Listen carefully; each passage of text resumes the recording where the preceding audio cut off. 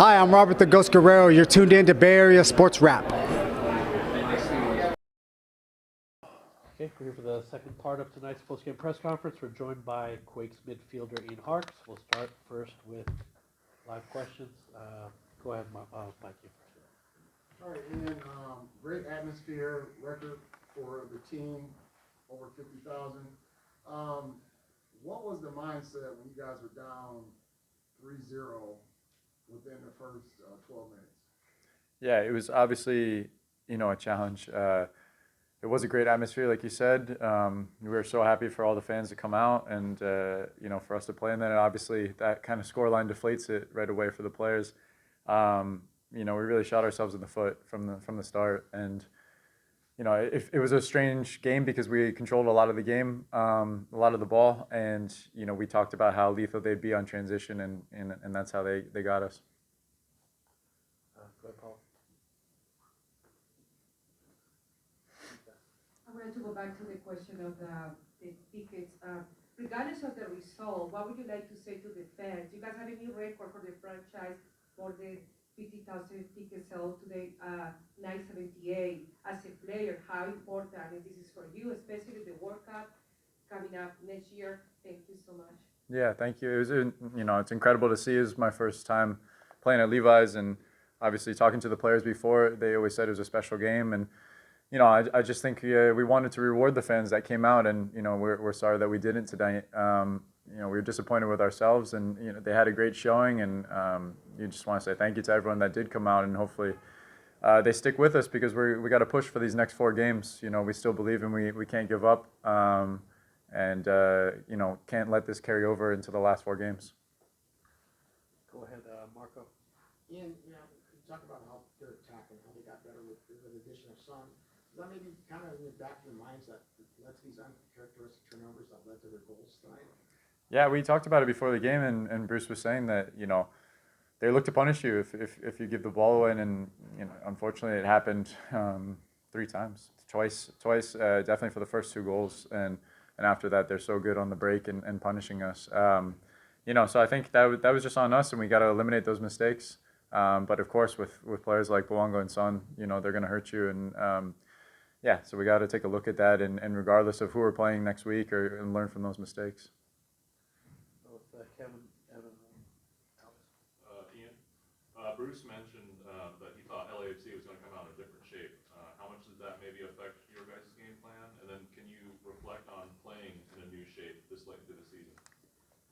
Yeah, we haven't played a back 4 for a long time, but we had the whole week to work on it. I think we felt pretty good, and we wanted to isolate Rodri because he played really well against Boango the first time when we went away against LAFC, and the way they shaped up was a little different. And Boango didn't receive the ball too much on the touchline. They were running in behind a lot, and they changed it. And I think, like I said, we were a little naive in the way we approached that, and didn't really change. But regardless of formations and everything, the mentality had to be better from the start in a derby match and coming out and competing. So we started too slow, and they punished us.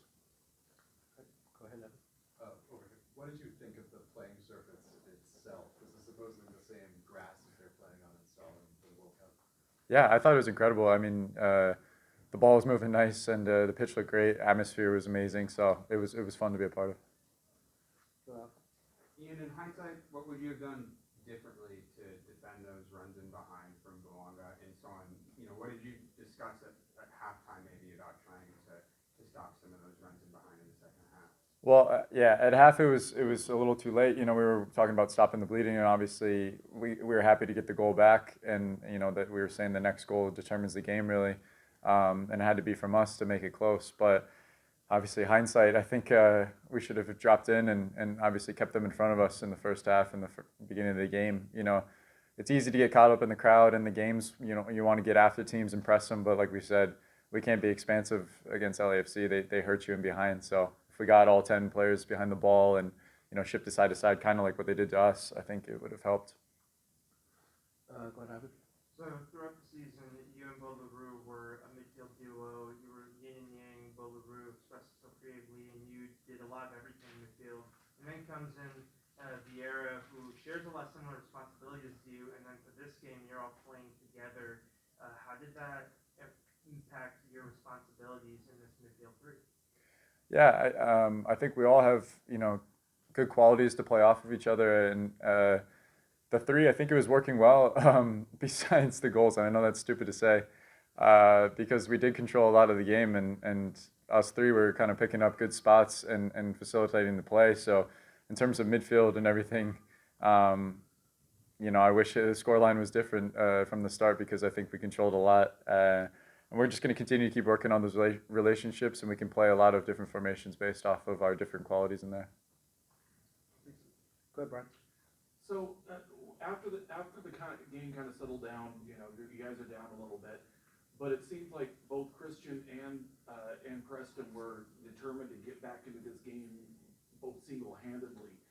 Do you guys feel their energy on the field, and how responsible do the rest of you feel to try to follow them and follow them into it and make it happen? Yeah, I mean, everyone wanted to push and get back into it, but we always feel those guys' energy on the pitch. Christian's work rate's relentless, and he always finds assists and balls into the box. And I give Preston a lot of credit throughout this whole season. He's shown up in big moments in terms of stealing points for us and also getting game-winning goals and everything like that. So we always knew that he was going to be lurking, and we were happy that he got the goal back. And unfortunately, we just couldn't get that next one at the right time. All right, any other questions? Thanks, Ian. Thank you, guys. Thanks, guys. Hi, everybody. It's Pat Hughes, the voice of the Chicago Cubs and a San Jose native. Please like and subscribe to Bay Area Sports Wrap.